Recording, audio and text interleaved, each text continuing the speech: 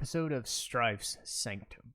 My name is Citizen Strife, and this week I'm going to go over kind of a behind the scenes kind of look and a reflection on the first year of podcasting, what I hope that comes into the future, and kind of how YouTube and Twitch are also going, starting up a Patreon, and then finishing up with what I look for when I'm trying to come up with content or just come up with things to do, why I do the things I do, and just give people a reason as to what I'm choosing to do as a brand and why I consider it a brand rather than just a channel that I'm working on. But we'll start off with, why did I create a podcast? Well, on a YouTube space or a Twitch space, you're focusing on an audience. In a YouTube space, you're focusing on the 30 minutes to an hour that you have for that specific setting. If I'm doing a thing with Final Fantasy, I'm probably voice acting it. So I don't have a lot of time to explain like my personal thoughts on a game other than just allusions to, oh, I'm liking this, or oh, I hate this, or I've hated this thing about it. Like if you watch me play Persona, I'll bitch about Ryuji all the time, but I can't really dig as to why until I get stuck in a spot. I just stop the gameplay, and I don't like stopping gameplay usually for most reasons unless I have to make a specific point. So there was that. I would also leave like a short review at the end of a video, near the end, like a finale. It would be like 5 or 10 minutes, and I felt I don't need to do that anymore, especially with the longer form finales like Yakuza and Persona 5, which were hour-long to hour-and-a-half episodes. I'm like, why am I going to spend another 10 minutes trying to review a game rather than just end the thing? And on a Twitch stream, well, what if somebody's talking to me? I can't, shut up when I'm doing, and unless we're on the subject of a game, I can't review a game. So I needed an outlet to review a game. One of the things I found early on versus now is that I had a primer set up. I would do like general thoughts and what it evokes, plot, characters, setting, the battle system if it's a game or an anime would be aesthetics, I would suppose.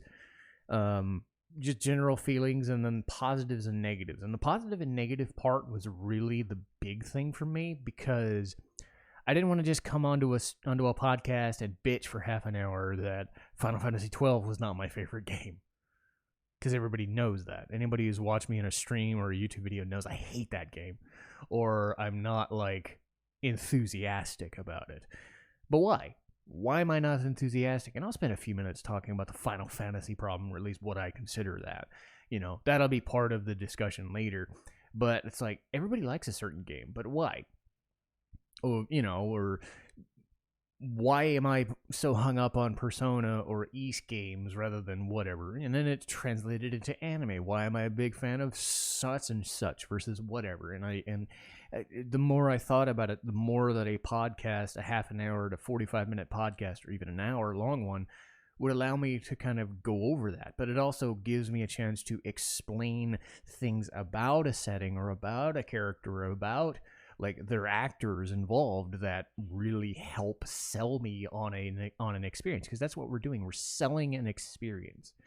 And in most cases, a lot of these games don't get a lot of publicity. And even if they do, a lot of the things I see is, oh, I heard about this game, but I've never played it. That's exciting. And it's a bit of a shame, really. Like, I'm playing .hack on a Twitch stream as time of recording, and people are buying it based on me playing it, and that's cool, but it's like, I wish people had played it before.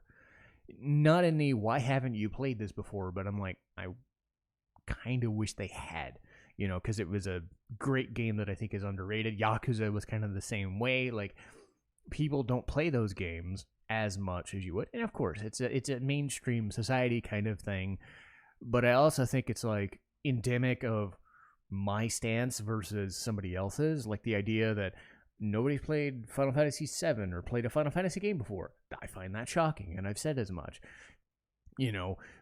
Because, as I will express, I am solely into this kind of stuff. So it does feel kind of strange to hear people go, I've never played a Persona game. Should I start with 5 or 4 or whatever, A review setup gives me that chance to express why I care about a game or a franchise so much, but also not like harp on a thing just because I didn't like the experience.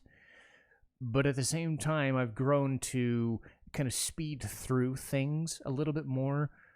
My initial few episodes, I strictly followed the path. I strictly followed the plot line, and then sometimes I do, but I'm able to bounce around a lot more and think through things more as I'm saying them without trailing off, because that's the worst part. Is I'm not editing anything. You know me, I hate editing, but I'm also got to be cognizant of when I'm trailing off and starting to not get where I'm going. You're costing a lot of time, and especially on a YouTube space, you're like, well, time is money. And in most cases, most people are only going to watch the first 5 seconds or 10 seconds. They're not going to trail off. But what if they do? What if they're watching the whole, hour, and they're like, well, you're starting to trail off there, dude. You don't want to do that.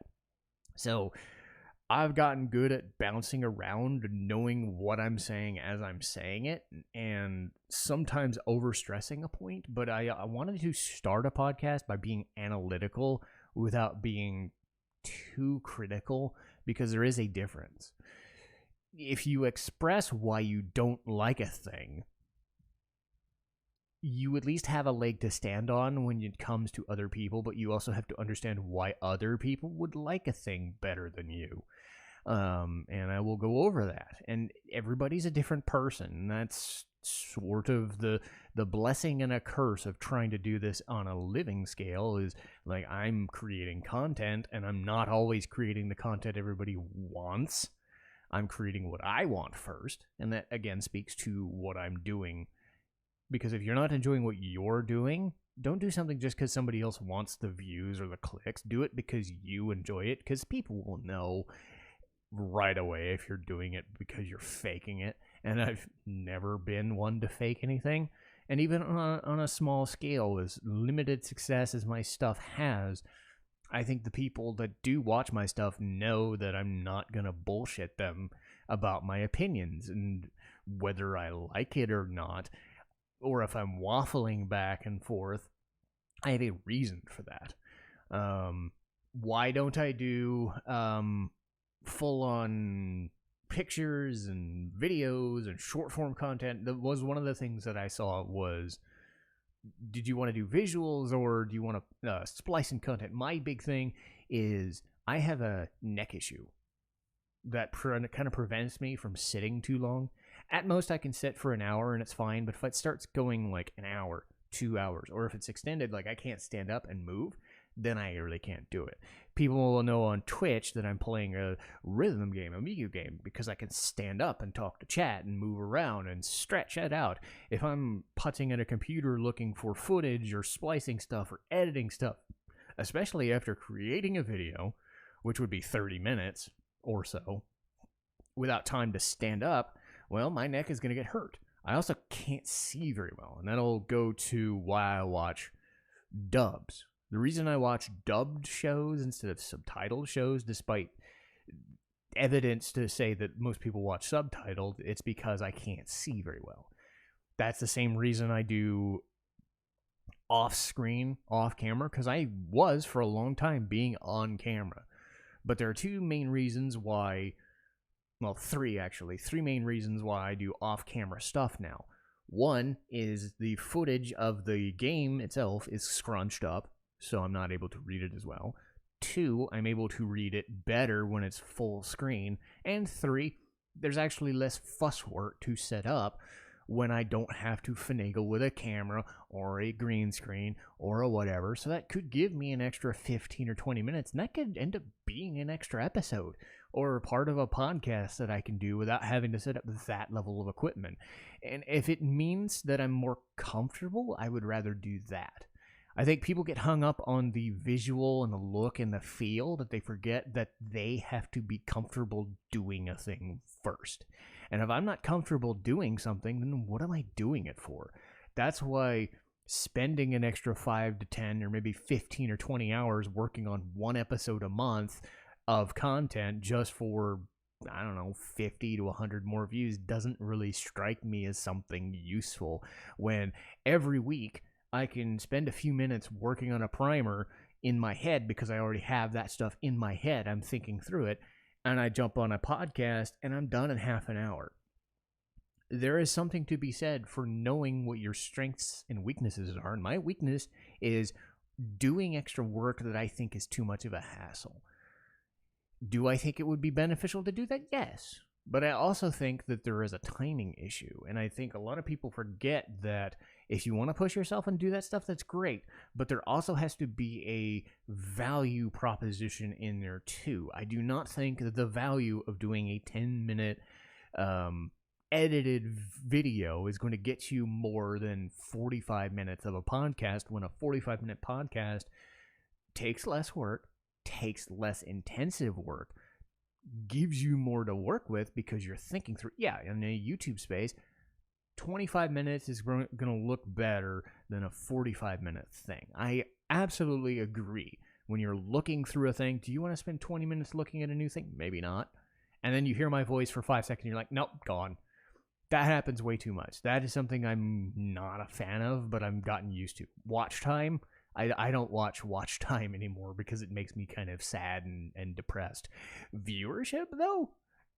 Views are fine, because if I will look at a view, I can say, okay, a person clicked on my video, and if they watched it for 2 or 3 seconds, okay. Or if they watched it for 25 or 30 minutes, awesome. They at least got something out of it, rather than looking at it going, this is an hour, I don't want to watch that. The benefit of other episodes lately is I've gotten into the 20 or 30 minutes rather than 40 to 50, and it does make a difference. Unless I'm doing an extended part of a game or something, 20 minutes to do a thing versus 50 minutes to do a thing does make an impact. As far as one of my favorite episodes to do, the Miku episode. Because that is something that I stream. That is something that nobody watches. When you're doing an RPG thing and then you think of the Miku thing, nobody would watch it. Nobody would care about it. Nobody would think to care. And then it ended up being one of my best performing in terms of viewership. But it also helped that I had the backing of a couple of my favorite viewers that have already worked on these things. There are a couple people who were friends of mine who have done other content regarding Vocaloid stuff, and they gave me a different sense of, well, how does somebody create that stuff? Rather than I'm playing it just to play it and listen to it and have fun. But also because it was probably the most niche thing I've done, other than some of the anime reviews, but it still ended up being some of my best performing stuff. I think what frustrated me most was, say, the Bebop live action. A lot of people talk about SEO and following trends and getting more viewership that way, and it does work. I saw a guy get 1,000 views, which was higher than anything else he'd ever done, following off the Final Fantasy VII presentation about a month ago, when they were releasing new footage for Final Fantasy VII. He piggybacked off a stream, and then that became his best video. I piggybacked off some other stuff, and it worked. I'd say Xenoblade, or I think it was Tales of Berseria. I did a Tales of Berseria video before Tales of Arise came out, or during that came out, and it worked. More views than average. But then I would do something like Cowboy Bebop, and the anime video would do so well, but then the live action, fucking dead. Ruby, I put a lot of effort into understanding the story and the mechanics and the characters. And other than re-uploading it, I think it died a death, which was really frustrating because I liked Ruby quite a bit, and I thought that would be a bigger deal than it was. You can't predict. You can't predict what people are going to watch, and you can't get hung up on it. So I have to understand and have understood that you can't predict what anybody wants to watch. You have the trends, and you have the things, and you have it in your head and whatever. In the end of the day, people decide if they want to click your stuff. People decide if they want to lurk in your channel or chat a lot. So getting hung up on all that bullshit does drive you insane. And to an extent, I'm okay with checking viewership on a sliding scale because I'm on the lower end of things. But I still have to process things as if I'm going to get everybody in the world to watch my stuff. So I can't drop my guard and not care. As far as reviewing content before, it's a big deal for me. Everything I do is I'm watching a game, or I'm playing a new game, or I'm watching a new anime, or whatever. I'm trying to always come up with something for the next week. And it became a thing where if I give myself an hour, I give myself an hour. If I give myself, one episode a day, it's still something I can sink my teeth into and say, okay, I'm going to work with this later. Because I don't know how long I'm going to be doing this, but I made it an entire year doing it this way, and I think it's cool. I'm always thinking, okay, will this work for content? Do I like this enough, or do I have enough to work with to say, this is something I was watching and I think you really should watch it, or I'm watching this and I'm not really feeling it, or am I playing it? My strategy for things really depends on the timing that I have and the access. Because we live in an era where a lot of stuff is not accessible anymore, or it is accessible, but you have to dig deep for things. And most of the time, say Persona 5 Royal or whatever, I played 5 or 10 times. I could do that in my head. I really don't need to review a thing. Like Secret of Mana, I don't need to review a thing. I've played that and it's inherent in my bones. But if there's something about it, like a certain concept that I haven't read up on it. I haven't done it. Or what if there's a game from 20 years ago that nobody has access to, but I can buy? But I'm playing a game right now. Well, we live in a YouTube space. It could seem lazy, I'm sure, but Shadow Hearts, for example. Shadow Hearts, I've heard of, didn't play it. I might review it, but I have to dig deeper into it. But to experience it for the first time, I was able to do it via a YouTube setting, a YouTube space. Or if I'm watching an anime I'm watching on Crunchyroll or something, and it's a new show, I have to watch it and dig deep into it. And if I like it enough, I'll review it. Or if it's an older show, like Black Lagoon last week, I didn't have to review anything. I just had to get the names and the faces, because I still try to be accurate. Because there is a time and a place for accuracy, and it is when you're putting stuff down on paper. If you make a mistake, or if you're unsure about a thing, cool. But again, I don't get enough criticism or praise that I don't think anybody's really that hung up on what I'm saying in a given moment. That is the one thing I wish I would get more of. And I think the one time I did get it was the Phoenix Wright episode. There was a chatter back and forth about things. I think I do have a few consistent viewers, and that is really nice. But I don't have the constant feedback loop on a YouTube video or a Twitch stream to say what I'm doing is good or bad. Or if people wanted to say so, they would say it's good or bad what I'm doing. So it's always an ever-present in my mind, is what I'm doing effective? Or am I just doing it because I've always done it, so I'm always going to do it? One of the criticisms I found was a guy, when I first did a podcast, he took a look at my channel. I mean, he had no views or whatever. He's just some random dork, and he's going, well, you should stick with LPs, lol. I'm like, I don't know if you watched my stuff, but the fact that you spend time to fish out my channel, because the only chance you would have had would have been to look at my channel just to troll me. That's funny. I also remember one time a guy walked into a Twitch stream one time. He had to look for my Miku stream, because there's no other way you would have found it other than searching for it, just to go into my stream, and the only thing he said, your mom. He didn't give any context, didn't say anything, he just left. I guess if it's between not getting anything at all or getting those people, I'd prefer the silence. So it's do what you're doing and not piss anybody off so that nobody gives a shit, or have trolls fuck your stuff up and, just make your day a living hell because they're assholes. I don't know.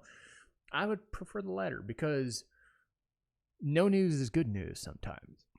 Much like at work. If you're not making problems for people, then you're in good shape. So, who knows? But as far as the YouTube content goes, I started with the games that I play.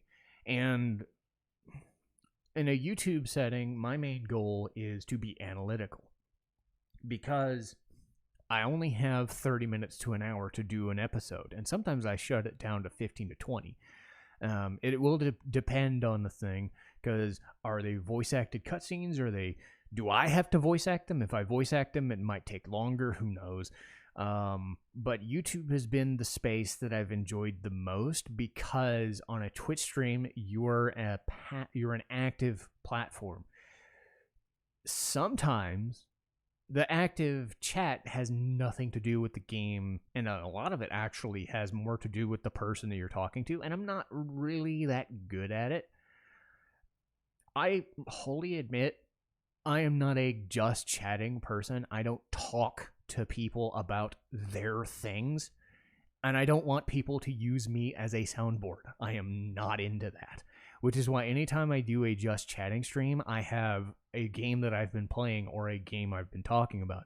One of the times I did it was, I'm talking about Final Fantasy and only Final Fantasy. I'm not here to talk about your stuff.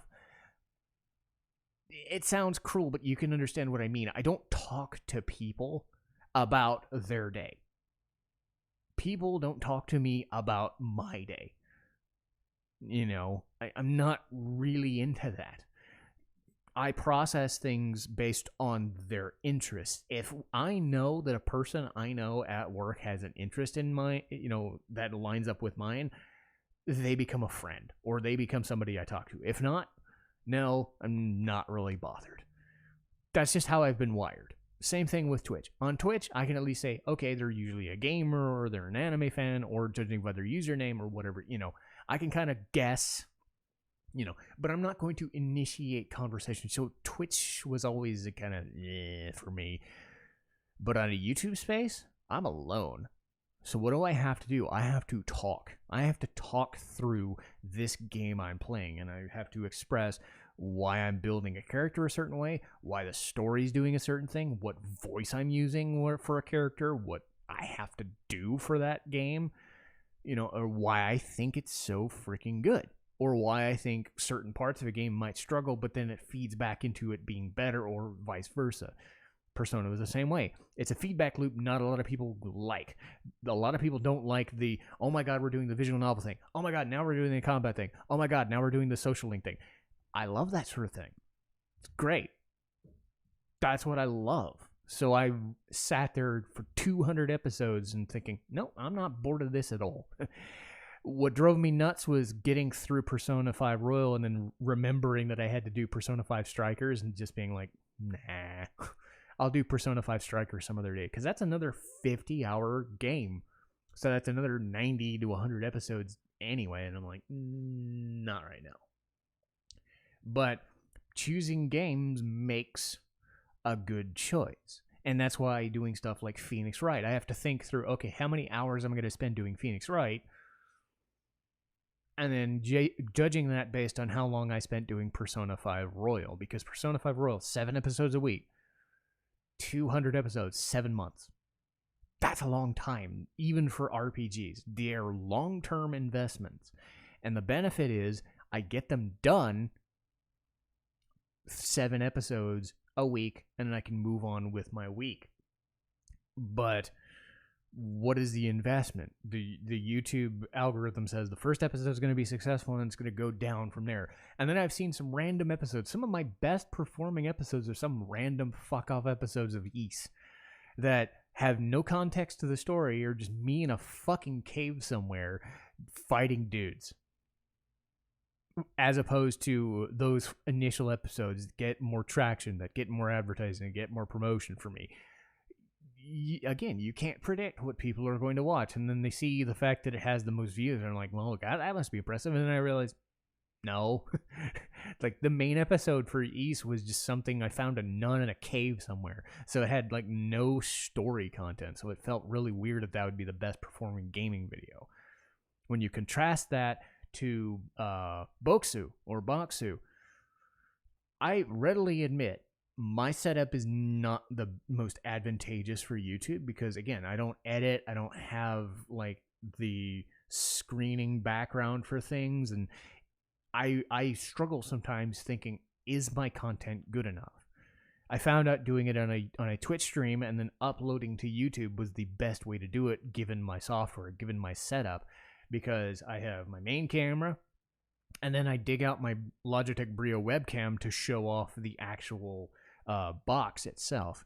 But everybody can see the cords, and you can see the ground, you can see my legs, and it's like, it's the chintzy look, and I always think, am I doing it right? What if my internet fails on me and it's like a minute of dead air? And then I look at the performance and I'm thinking, okay, well, there's something to this, because 3 to 6, like 3 to 4 of those Boxu videos are the best performing videos I've done. So I'm going to keep doing them, because they must be getting an audience somewhere, despite the fact that they're not the best looking, but they're at least getting an audience. Because when I'm done with a video, like a gaming video, I don't get traction for shit. So there's something to be said about the Boxu things, and I think those, numbers-wise, just for reference, the videos I get 4 to 5 views average. The Boxu videos, I've done 4 of them, they average 50. One of them's at like 85, right? And again, that's a small number, but for my average, for my view count, that's insane. That can still, whether it's somebody rewatching parts of it or somebody clicking on it for the first time, that's still an extra view that I didn't have to fish for, that I didn't have to get. So whatever it's doing is working, and I'm really grateful that I chose it, because Boxu fits the profile of my channel, and I'm able to do it after work and be done in like an hour. And I'm happy with that, because again, editing is tough and thinking through things is tough. And I think, if all things being equal, if I didn't have to work for a living, I might try to do this a little bit more, professionally, whatever a professional YouTuber sounds like. But you have to remember that because I don't have the tolerance for these things, and I don't think I get anything out of it monetarily wise, I'm not going to stress over worrying about getting all the views when I don't have to. I can think about this as a fun thing I'm doing. Same with Twitch. I do Twitch for 15 to 20 hours, whether it's starting up gaming again, which was fun. I got through Final Fantasy X again, and it felt really good, because for a while, I started as an RPG guy, but then I broke my neck, or strained my neck, and I couldn't sit, and I still kind of can't sit for too long. So I was worried that I can't do RPGs anymore, and I can't do visual novels or whatever, but I'm able to do both. So I'm able to do content for YouTube and Twitch, and I'm able to kind of feed them back and forth and do different things. So now the people that watch me for Miku can watch the RPGs, and the people who are watching RPGs can be introduced to Miku. Whether that is a good thing or a bad thing, I don't know. But now I can say, I'm not solely a YouTuber. I'm not solely a Twitch streamer. I'm both. Because what if my internet fails and I don't have anything to work with for that day? Well, I can do more YouTube videos, or I can do a whatever. Or if I'm wanting to stream and the stream works great, I'll focus on my streaming stuff. Because again, I'm doing this for the fun of it, not because I'm going to get paid. But if I do get paid, it would be nice to be paid for it.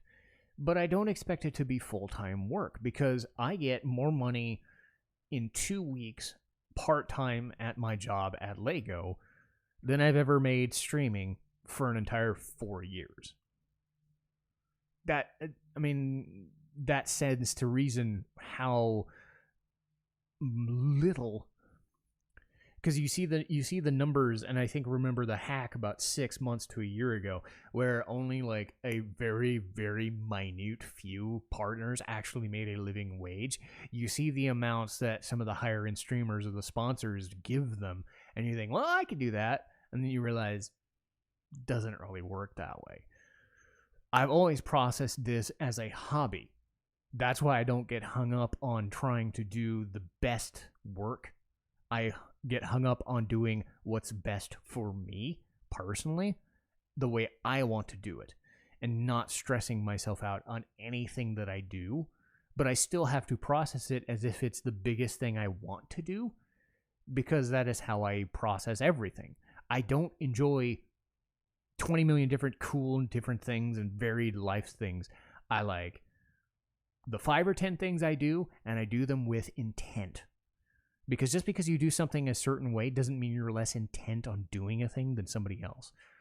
But you also have to understand that if you're not making money off a thing, if it's not your living, working, breathing ideal, then you don't have to. I think there is that line where YouTubers are making this their profession, and good on them. They've made it work for them, or they're struggling to make it work for them. And God help them. I don't have that in my head, because I know viewership-wise and whatever, that's never going to happen. But that doesn't mean that I can't focus on making content either. Because as soon as you start thinking, never think that. If you start going, you don't want to do a thing. If you start being in a waffling stage of a thing, rather than actually being an active participant in a thing, you've already kind of said, no, I don't want to do it. And the last thing I want anybody to be is non-committal. That is the one thing I can't stand about people, is not committing to a thing that they're going to do, unless they have an extenuating circumstance, like they have family or friends or whatever. And it does cause me some trouble sometimes, is I'm working on this on my own sake. I wish I had more guests, and I've been planning more guests, and I've wanted to talk to people and do the thing, but it is a lot of hassle to wrangle a time down and get the setup good, and then it's like, oh, well, I just have to press click and go. Setting up guest spots and whatever, is endemic of their time, because you have to remember, people do their thing. Just like a YouTube video or a Twitch stream, you can't force somebody to want to do a thing on your schedule. That is why it is your schedule. And my schedule is, I go to work, and then I play this, or I watch this, or I work on this thing. Maybe I do 2 or 3 other things in my life, but this is what I consider my main hobby. So I'm able to invest a lot of time into it, but I'm also not shortchanging my job in order to do so. This is not my job. If it became a job, I would probably start hating it. And the last thing you want to do is hating what you're doing. So if anything I've been saying so far is I don't hate a thing. But I still feel I do enough investment, or I think strongly about what I'm doing, that I started up a Patreon. Is it going to get me any money? Probably not. I don't have the backing for that. But what if I do? It's the uncertainty of, well, you never know what one person's going to do. One person might just watch you one time, but they might become a lifelong viewer, or a subscriber, or a patron. You never know. That same person could be a friend for life, or they could be a friend for 5 minutes, or they could watch your footage and be like, no, you suck. So doing a thing out of fear versus just doing the thing. I decided to do a thing to the best of my ability. And I thought, okay, I'm already creating YouTube videos. I'm already creating Twitch. Why not? If it leads somewhere and I have to do an extra video or 2 a month, that's cool, because it gets me to do other things. It gets me to do a retro game again. It gets me to do a randomizer again. Those are little things I could invest in that I know, to the best of my ability, I can do. So that was something that I felt was strong. Is it going to do anything? Maybe, maybe not. But I felt that based on the amount of content that I do and the intensity with which I do it, without overstressing myself, this is my main hobby, and I enjoy doing it. So I want to keep doing it. And I think that's important, is people understand that everybody's doing it for a different reason, and I think it's important. I went over camera versus off camera, and I said before, I've tried webcams, I've tried DSLRs, and I've said before, my vision sucks. So I can't read like a visual novel properly without like scrunching up the screen, and that doesn't really do me very well. But other equipment, I've gone through 5 or 10 different microphones, and the one I'm currently on right now is the RE20, and I find it to be the best microphone I've ever used. And I don't like doing a lot of fuss work.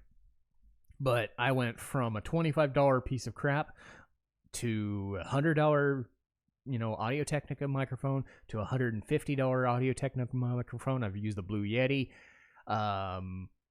My main microphone for a while was the Rode Procaster, $230. Now onto this $500 microphone, and it is a lovely thing. And I tend not to do a lot of fuss work. So an RE20 is exactly what I wanted as far as a podcasting microphone and a streamer's microphone, because it's really between those two. But everybody has their own use cases. And the benefit was I was in awe of channels like Podcastage where they do those reviews all the time. So it's like I was able to look and hear all those things like Epos Vox, Podcasted, you name it. Like even Alpha Gaming, before I got sick of watching Alpha Gaming, it was like he would review all this content stuff, the content creation stuff, and it eventually became, okay, if I'm not going to do anything on camera, the least I can do is be a presence on a microphone. Do I have the best voice for it? Maybe not. But I'm always trying. And an extra year of podcasting helps me understand what my voice can do and what my voice can't do, and what I want it to do and what I can't allow it to do. So my voice is everything to me right now because I'm not on camera in most cases. Not anymore, I'm not. But I do think there's something to be said that you understand how to use a microphone, where to place it, what to use, how to use it, how to put the levels up. The one thing I think YouTube struggles at is leveling the microphone. That's, again, an editing thing, is I wish my stuff sounded louder than it actually is. But again, this is not being processed. This is just raw footage. And it still, I think, comes across very well. And again, I'm not the most comedic person. I'm a more analytical person, and I think that comes across in the microphone itself. It does what it needs to do. It's not trying to boost my voice or boom my voice. It's just there to do a good thing and do a good thing very, very well. Because some microphones sound like complete ass. And I have the monetary means to make sure that my microphone doesn't sound like complete ass. So there we go. If I had a better voice, that'd be great. I think there is that inherent, like, I wish we had the things we don't have, like the super low boomy voice that people have as broadcasters, or have the ability to, change their voice around and do all these crazy sounds and crazy effects. But at the same time, I think the people at low voices are like, I wish I had more expression in my voice, but I have the low boominess, So it's like everybody wishes, it's like they had long hair. Like everybody wishes they had hair like Sephiroth, I guess. And then they realize, no, I wish I was just short, or I wish I was just bald, People inherently want things they don't have, and they look at the grass is always greener, I guess. So in a way, I'm happy with the fact that I've spent 3 to 5 years dicking around with microphones and finding one that fits what I'm looking for, because this is considered one of the best microphones on the planet for the use case that I'm using. Is it perfect? No. If I could have spent $10,000 on a Neumann mic, I would have done so. I don't have $10,000, but I have at least $500 to use, but I'm good. And I think that's, if somebody's else looking for equipment, it's like, well, how much money are you willing to invest in a thing? Because at the end of the day, your voice is important if you're trying to be a content creator, your words, your speech. So every time you get a chance to talk helps. As far as the cameras go, I'm not bothered, because I know I have a visual restriction on the thing. Schedule-wise, Tuesday, Thursday, Friday video recordings. I try to do podcasts on Wednesdays. Try to do Twitch streams Tuesday, Thursday, Saturday, and Sunday. And that's pretty good. 20 to 30 hours of content creation plus the 15 to 20 hours of work. And then I'm able to do 20 to 30 hours of watching stuff for content to feed into content. I think trying to focus on this, I said before, as a job, well, the issue runs into, what if you're running late? What if you want to get a workout in and you can't get a workout in? What if you have a busy schedule and you got to stay at work? What if you want to go shopping? What if you want to do tons of things? But then no, you don't have time to do that. If you do any one thing way too much, it's going to take away from other things. So I've prioritized a good enough work-life balance that I don't feel like streaming or content creation is a burden to me. That's the beauty of it. If people don't have a work-life balance that suits them, they start stressing themselves out. And I'll give you an example. Before I quit GNC, I was working there, as a second or third job, but then they had nobody else on staff, so I had to work 8 to 5 or 9 to 5 for an entire week. I had no time to be doing anything else that I wanted to do. I would go home and have about an hour to watch TV or do, YouTube footage. And now it's like, no, I have my old schedule back, if not even better, because I'm not stressed out about money, because I'm one of the lucky ones that can do that. If that's not you, that's fine. No one person has the same interests or the same needs, the same goals, and I think that's important. But you also have to say what your goal is for you and what you prioritize as yourself. If you prioritize having a family and having kids, you put that first. If you prioritize just living your life and having fun with your life, do that first. Don't look into a new thing until you know, okay, I can put an hour to 2 hours to 10 hours or whatever into that new hobby or new skill or new workout regimen, until you can effectively say to yourself, this is what I'm going to add to my life. Because as I've said before, if you are not committed to a thing 100%, then you're not committed to it at all. But you also have to understand there are certain times where you just can't do a thing. But if you're waffling back and forth on whether a thing is a good idea or not, you've already kind of failed. And if I've said anything so far, it's that I have no tolerance for somebody who's not invested in a thing to the point where I can tell that they're invested in a thing.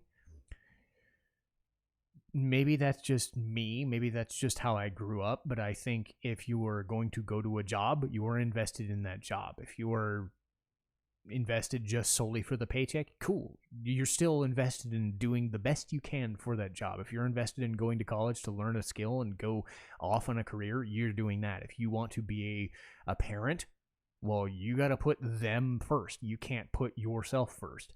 Those are things you have to do. And I think that comes across, if nothing else, is that I am committed to doing the things that I say I'm going to do, to whatever degree that I'm going to do them. But we'll go a little bit off a different path here and finish up with kind of likes and dislikes. Why am I doing Japanese content? I think I've said this before, but 1997, my mom walks into my room once, and I'm like 12, 13 years old or whatever, and she goes, hey, I'm willing to get you a new game console, a PlayStation. What game do you want? And it was between something like Kingsfield 2 and Final Fantasy 7.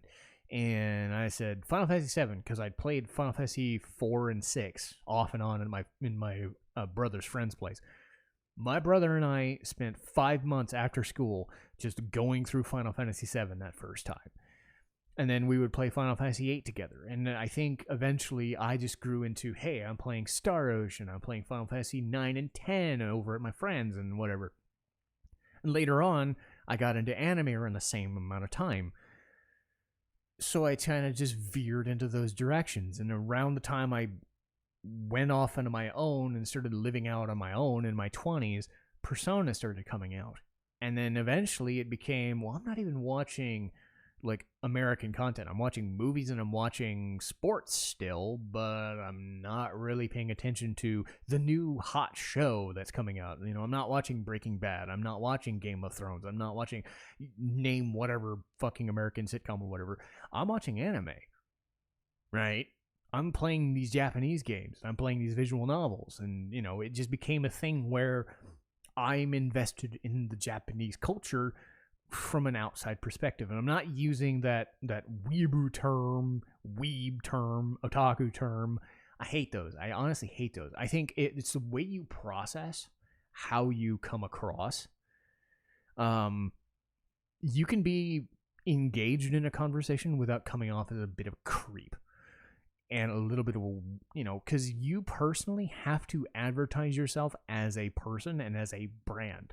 And the sooner you become a little bit of a kind of unnerving about your fandom, it becomes a bit much. And it's the same if you're a sports fan. They call them fanatics for a reason.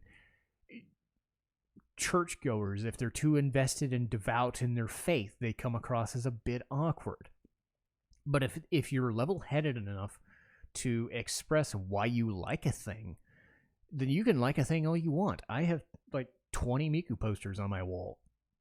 That's a bit much, but I had the time to do it. But it's not saying I don't have Iron Maiden posters, Minnesota sports teams. I don't have other things. I have a DDP Yoga poster on my wall. I've got a Black Sabbath poster, stuff like that. I don't process these things that they're the only thing I do. It's just that they are the things that I watch and I enjoy them the most. So you can watch things from a different culture, and if that's what speaks to you, that's what speaks to you. So I focused on those Final Fantasy games, the Star Ocean games, the Atelier games, Persona games. That's what I play.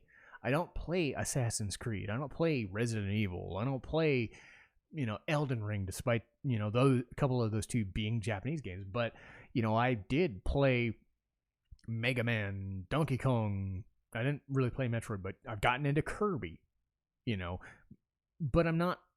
You can see why. Like, I'm on a Sony platform or a Nintendo platform. I've played Zelda, Mario, all that stuff. You can kind of tell that I'm not fucking around with stuff that I'm not as invested in. But the benefit of being on YouTube or Twitch is you can kind of feed into it and understand, okay, well, I'm watching you do it, and I can understand why you would like a thing. But I'm also the type of person that is hyper-focused. One issue I have when I'm dealing with other people is that they might be a variety streamer or a variety gamer, and I'm not. So my investment in something is so wholly focused on that genre that is the thing that I know. My sphere of influence means that that's what I know. Doesn't mean that I don't know what The Last of Us is, what the From Software games are. They just aren't things I play. I don't play Spider-Man games despite being a big Marvel guy. I've never played the Spider-Man, the PS4 or PS5 Spider-Man games. They're just not what I do. It does come with its issues, though. Viewership being one of them. More people are going to watch a thing about Spider-Man than they're going to watch a thing about Final Fantasy. That's just how it is. But know what you like and know why you like it without coming off too fanatical. That is the benefit. But I do enjoy randomizers. I like the idea of not fucking around with a game to the point where it's always a new experience. Like Legend of Zelda. I love Legend of Zelda randomizers, Final Fantasy randomizers, Chrono Trigger randomizers, that sort of thing. Because I'm still in kind of that retro space, just enough. Because that's what I grew up before Final Fantasy became a thing. I was into Zelda, Donkey Kong, Mario, and whatnot. So I still have that as a backdrop, I think. But as I've said, I have an interest in an RPG. And what is an RPG? Well, an RPG is you're standing there, you're pressing X, and you fight a dude. The old school Final Fantasy 1s to Final Fantasy 10s, Anything that goes against that, well, I'm fine with it. I love Mana. I love Tales of, to an extent. I think the Tales games now have better combat than they did before, but everybody swears by the line mechanic. But I think in most cases, the line mechanic doesn't give you enough to work with because it's not quite an action space. It's not quite a turn-based space like the old school Fantasias or Symphonias or whatever. And Tales of had an issue of characters that I wasn't fond of, that sort of thing. But it's also the older I get, the more fond of a character. Like, I need a character to get me invested. And in most cases, darker things. And I'll talk about this now because of anime. I like the subversive kind of thing. I like the characters that go through dark, weird shit. The playing a Nier Automata, or watching Kino's Journey, or Madoka Magica, where you go 3 episodes in and it's a nice bubbly show, and okay, now we know what we're doing. The something's not quite right with you. That sort of game. Or in an instance of Tales of Berseria, you're playing as the villains of the piece, but you're justified in what you're doing, and none of them are happy people, even though you're still playing the bastions of humanity in 2 or 3 cases, because the other players are assholes, to certain extents.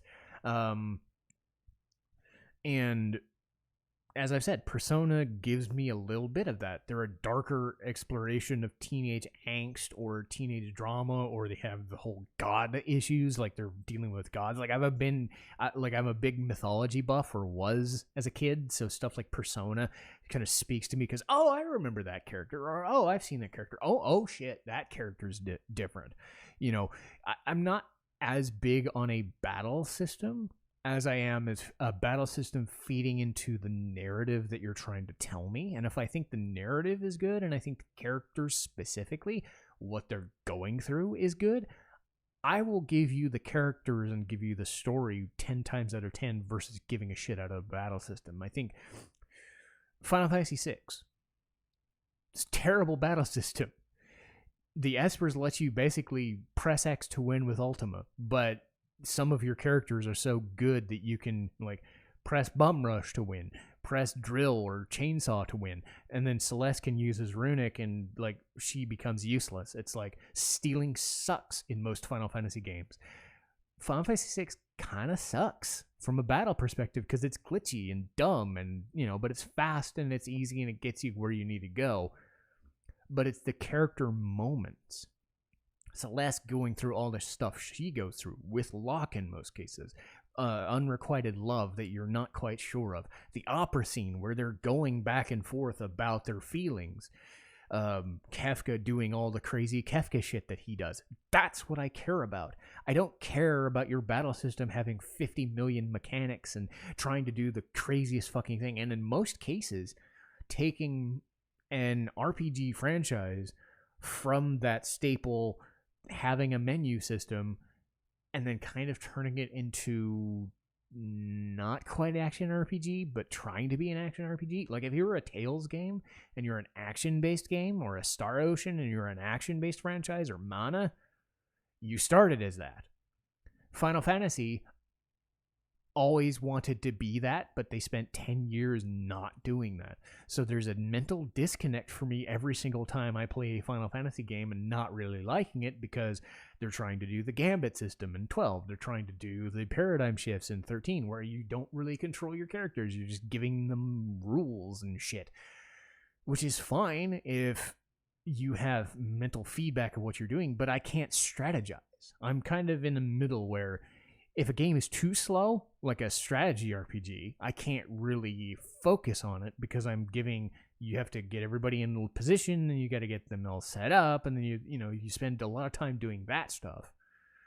But if you try to go too fast and you do Final Fantasy 15 or Final Fantasy 7 Remake, you're trying to be an action game when your franchise has taught me through 10 years or 10 games that you are press X, you can strategize your next move. What is the guy going to do next? You do need to heal? Do you need to move?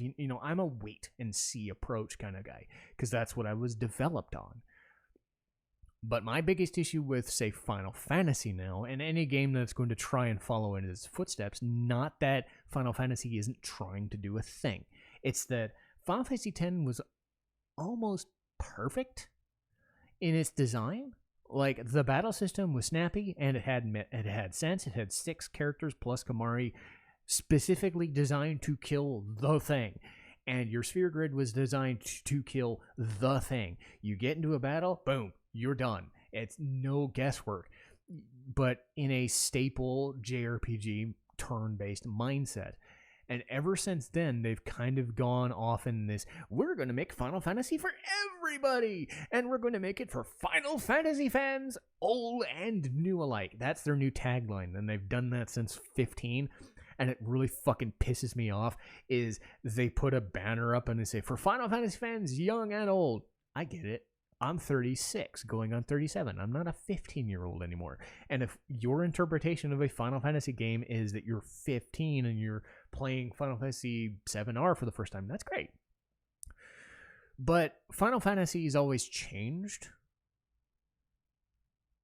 And it sucks because they never have the same people doing the same franchise anymore. For the first 10 games, it was Sakaguchi, Katase, Uematsu, the same guys doing the same thing. Subtle changes to the formula here and there, and they changed it and made it more visually splendorized and whatever. That's cool. Because I know when I'm booting up Final Fantasy X, it's not quite like 9 is, but it's still a lot like the games I played before.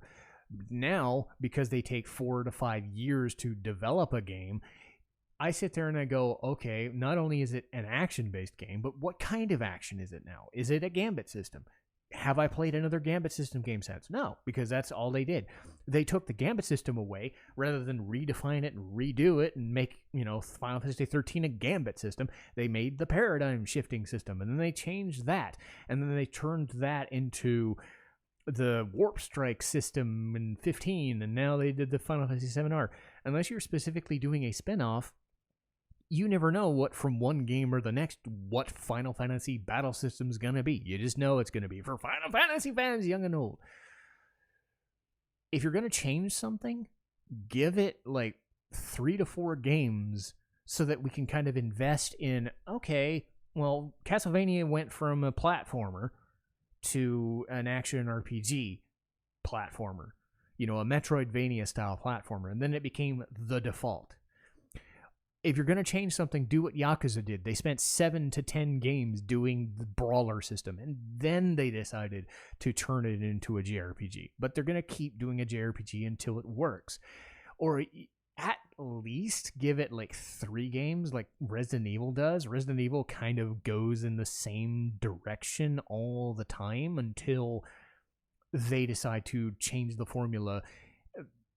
And they admit to it. They change the formula here and there, but then they still give you like 3 or 4 games to get you invested into the formula before they change it. What frustrates me about Final Fantasy is they try to do the Sonic thing. Sonic has been chasing this weird ass, like, it's gotta go fast. But what way does it go fast? They tinker with the system every time. And I don't think people give Final Fantasy enough shit for changing their stuff all the time. And I got into this conversation, an argument with a guy who loves the artistic expression of changing it up all the time. And that's fine, but if you're always constantly changing, then what are you? There's the brand name, but if the brand is always changing and the name is always changing and you don't know what, like if you get a fan for a Final Fantasy X game, you want another Final Fantasy X game.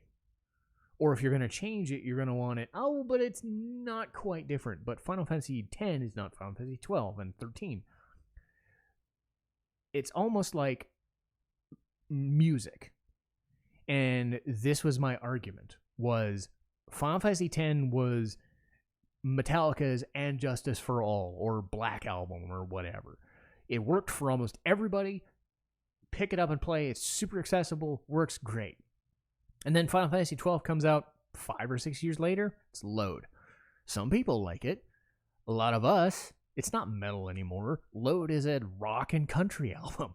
That has nothing to do with what they did for 4 to 5 albums of we're thrash, we're this, we're this, we're this, we're this.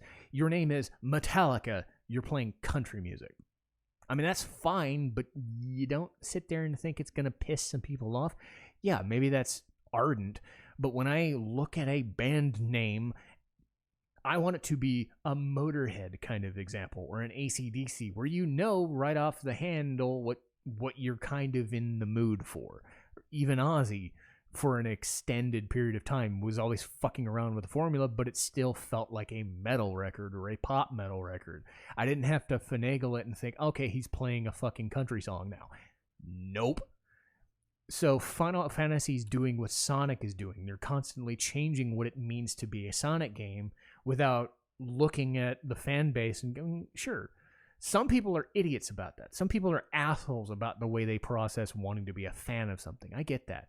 But then you look at the critical success of Sonic Mania and you think, just play those. Why don't you just make those? Like Sonic Generations was good. Why don't you just make 3 to 4 more of those games instead of doing Sonic Lost World is this thing? It looks like Super Mario. It looks like Super Mario Galaxy. Then it becomes Sonic Boom, and we saw how Sonic Boom was. We saw now Sonic Frontiers and Sonic Origins. It's like people just want Sonic to go fast in a 2D space. By and large, I get the idea that you want to get all of the money. But if you annoy your fan base to the point where they don't trust what you're doing, then there's also that risk. So that's why I'm so harping on like 12 and 13. Not because they're bad games, but because they have Final Fantasy in their name now. Instead of, it's Final Fantasy Strangers of Paradise. It's a spin-off. Okay, fine. I don't have to care. They took their turn-based stuff and turned it into Bravely Default. And then they didn't like say, okay, well, Final Fantasy was a turn-based game for 10 years, but now we're not going to do that anymore. We're going to do it because we don't think that's going to work with our space. And then the guy says, well, it doesn't look like it does, and it looks weird if you don't have a turn-based, if you have a turn-based game looking like the games we do. Says who? Yakuza didn't have that problem. Persona didn't have that problem. Dragon Quest doesn't have that problem. Final Fantasy could have stayed a turn-based franchise and sold because it's Final Fantasy without having the backdrop of having, you know, maybe a minority of people like myself, but still that like ever-growing uncertainty of that issue. So it's a brand. It's like saying, okay, I'm going to play JRPGs for 20 years and hopefully that's what you come to see. And then I play Among Us. I get more views out of it, but what about the people that came to me watching JRPGs? I'm not playing Among Us. It's like, you have to stay within a certain comfort zone because you've built that into your brand. As soon as you start making it an uncertainty, you don't know what you're going to do. So I wanted to get that across because I think if you're going to be a thing, you're going to make subtle quality of life adjustments to the thing before constantly ditching the formula over and over. And last thing I do want to mention is the anime stuff, because I'm not just a gamer. As I said before, I do only watch dubs because of my vision level. My vision is 20/400 in my right eye, 20/200 in my left. And I don't even know if that's still stable anymore, but that was when I was first diagnosed as legally blind. So I can't really sit down and watch subs without kind of squinting at the screen. I can still do it, but it's not comfortable. So the frustration of, oh my god, dubs are dumb. Why are you watching dubs? Why are you talking about dubs all the time? It's because that's what I'm left with. But then I had somebody criticize me and go, oh, I'm so sorry for you that you can only watch dubs. I'm like, that's fucking pathetic that they would even go that far, even for a joke. Because dub actors are actors. They say as much. They are actors. They're doing a thing.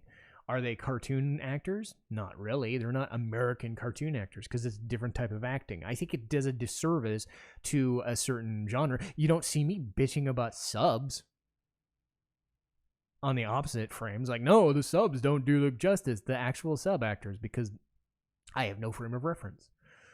But everybody, again, it's a small minority of people just causing a storm and saying, oh, you're watching dubbed? Well, fuck you. It's like, if you want to watch subbed, watch subbed. If you want to watch dubbed, watch dubbed. On my case, on my channel, on my stuff, it's going to be in English because I listen in English. I watch in English. It's easier for me to do that. But as far as like what shows I do enjoy, I was a big believer in Bebop. You know, pulpy action shows, crime drama, stuff like that. Black Lagoon, Gangsta, those all kind of fit the same mold of the dark stuff, like Gungrave, Trigun, stuff like that. And Trigun's a little more comedic, but it still has darker moments and edgier moments, stuff like that. But what I've really done, and I said this before, was the darker subversive shit. Like, playing Nier is a joy. Sometimes I'm not always in the mood for that sort of thing, but Nier was unsettling. You know, anime that's unsettling. Kino's Journey. The guy who created Nier said he watched Kino's Journey before making it, and it got him in the right headspace. Sure fucking did. Because there's always the sense that nothing's right. That these people are kind of off kilter somehow, and that's kind of the vibe. They're darker, they're dystopic, they're just kind of like offbeat. You know, that sort of thing speaks to me, especially the older I get. But I still have a fondness for stuff like comedies. You know, I'm okay with comedies because you get something like Spy X Family, which gives you that darker, pulpier action stuff on occasion, but is focused solely on the character drama and comedy. And it ended up becoming one of my favorites, if not my absolute favorite, when I got finished with the first season. So I definitely want to talk about Spy X Family. Konosuba, meta comedy because it's making fun of the isekai trope, because there's too many fucking isekai tropes, the other world tropes. Everything's a video game, everything's a new world, you know. That's fucking ridiculous. Ever since Sword Art Online became a thing, every show's been a default isekai, for better or for worse. Sometimes it works, like Konosuba, but that's because they're making a fucking joke out of it. But then you get stuff it's just, I'm in another world because I'm in another world. Give it. You know, it's like, do we really need another? It's replaced the high school or the mech shows. Not that I'm a big fan of high schools or mech shows, but it's just like, everything has to be an isekai because Sword Art Online did it. Or everything has to be, here's another issue I have, is fan service. Everything has to have a harem, or everything has to have a fan service element. You want to know what the best harem show was? It was Rumbling Hearts. Because it was a romance show about a girl who fell into a coma, and his love of his life basically becomes comatose for years, and it becomes a weird thing. Again, darker shit. Darker subject matter, and how you process, oh my god, you caused somebody to have an accident. Now you have somebody else becoming their girlfriend, and how do you process that? It's a weird, like, darker version of that kind of show. It's a show that you've seen a million times, but they do it in a darker, much more mature setting. So I'm not into the same stuff as I used to be, I think. Because the older I get, the more I'm into the darker subversive stuff. I'm also never going to talk about One Piece or Naruto or Bleach or whatever, you know, the super staples, you know, the big three or big four, you know, My Hero Academia. You know why? Because there are hundreds of episodes or thousands of episodes of manga, you know, and it's like, some shows are 1,000 episodes. Like, I'm not that invested. When you consider that most anime these days are 12 episodes if they're lucky, 24 episodes if they're lucky, some of the better ones get to 50 or to 100. That's fine. After I got done watching Inuyasha and Ranma half, I'm not gonna watch fucking One Piece because that's 1,000 episodes. I got done watching 100 episodes of Detective Conan because they were dubbed. But then you have to remember there's like 20 movies. There's 1,000 episodes. How am I going to find the time to do that? So it just becomes a, like, weigh your options, man. Not that I wouldn't enjoy it, but I think that it's way too much stuff to get into for any one thing to do 1,000 episodes of one thing. There's not enough time in one's day. But more power to the people who do, I think. The other thing is just fan service in general, or the ones that rely on fan service, and the games do the same thing too. If your selling point is, oh my god, look, anime titties. That's what porn is for. Give me a story. If you're going to do it, then you have to be in the right mindset.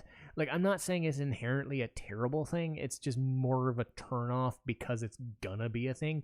Like, if your character's solely there to be an ass shot, like, I was watching Final Fantasy X again and seeing how many times they would do fan service shots of Riku's ass. I'm like, she's 14, 15 years old. It's kind of creepy. Stop it. You don't have to do that. You don't have to make a show about panty shots. You don't have to make a show about, guys jerking off to whatever you're doing. It's like unofficial porn or official softcore porn, basically. And it's just kind of like I've always just kind of been a little leery of that. Fan service, if you have a good concept, can work. But if that's all your show is going to devolve into, then it's just kind of chintzy. And it's the same thing with a game space, too. If all you're doing is, oh, look at the anime titties. Aren't we great? No, you better as fuck have a good battle system or a good game to surround yourself with it. Otherwise, I'm not going to pay attention. But I think at the end of the day, everything I do has a purpose. Everything I do means what I say it does. And whatever, if anybody enjoys what I enjoy or doesn't enjoy what I enjoy, that's perfectly fine. Everybody's different. If you like a certain thing because you like the competitive aspect or the achievement hunter aspect, I don't. I don't want to compete with myself. I don't want to achieve something. I don't want to fight a super boss. I'm there to learn about a story and learn about a character, and I want to be lost in a moment and in a game space or a show. Make me lose myself in their struggle, whether it's a cliched story or not. If it's performed well, I'm usually well invested. And that's where I'm coming from. In trying to create content, I try to create content in the least invasive way possible. So if it's an hour, I've been here for an hour. I think for the stuff I was doing, this makes sense. This was a special podcast. I don't do the hour-long podcast things much anymore, if at all. I try not to anymore. But I had a lot I wanted to talk about. And I think that's important, is to get all of that stuff out there. And if it comes across in the second year that, hey, I cross 100 subscribers on YouTube, cool. If I don't, that's great. If I ever get another subscriber, that's great. If I get nothing off Patreon, that's great. But the benefit is, the best part is, I tried. You can say, you tried. And if nothing else, you always have to say, I'm going to try a thing. If it doesn't work to my satisfaction, then I'll try something else. But I'm going to do the best that I can. And that's all I can do. But that'll do it for me today. I know this was a super long one, but we'll get back into the swing of things for our normal set of episodes. Next week is going to be a double shot of Castlevania Aria and Dawn of Sorrow. Next episode after that, Spy X Family, Cour 1. Not Season 1. They specifically cut their episodes Season 1 into two 12 or 13 episode Cours. That's what they call it. So Cour 1 just finished up in the last month or so I definitely want to talk about Spy X Family. After that, Tales of Arise. And I'm super thrilled about Tales of Arise. I think I loved it, and then the ending kind of bleh. But I did still enjoy the game almost as much as any Tales game other than Berseria. So it was still a great experience. And then after that, Somali and the Forest Spirit, a short 12 episode anime, much in the vein of something like Mushishi or one of those like weird psychedelic looking shows that are more about environments and like looking cool instead of it has a good story, but it's a lot of environmental forest imagery and like crazy visuals and stuff. So that'll be our thing. But hope you guys stuck around for the long haul, and if you did, thank you guys so much. If you haven't, if you just popped in for a second, still, that's great. I didn't expect to get 50 subs, much less 2 or 3 or 4. I got 50. I got people watching my Boxu videos, which I thought nobody would care about. I got people watching Twitch that I thought nobody would care about. So whether you watch my stuff on Twitch, whether you watch my stuff on YouTube, or you just stick around for these podcasts every week, you're giving me a reason to keep doing these because this is for public consumption. And it is grateful to hear, if people liking the way I do a thing, not liking it, as long as you don't, antagonize me and say, oh, you're a fucking hack, it's dumb. Leave that to its own. If you don't like my content, you don't have to watch. That's perfectly fine. I think as long as you have a constructive criticism and say, hey, would maybe do this instead, I think that's how criticism should be. Constructive and informative, and everybody's trying to do their own thing. And I think everybody's trying to do a thing their own way. But at the end of the day, is anybody enjoying this content? I think people have proven that to a small extent they are, and it really does make a difference. So if people are enjoying this, I definitely enjoy doing it, and I definitely enjoy the fact that there are people that are there that are invested in what I have to say, whether I'm always right or wrong, or I have a crazy opinion on something. So I'm happy to keep doing this, and I don't know how long I'm going to. That's life. But I do enjoy it. And hopefully you guys enjoy it enough that you'll come back next week. So I'll see you guys next time. Citizen Strife, signing off.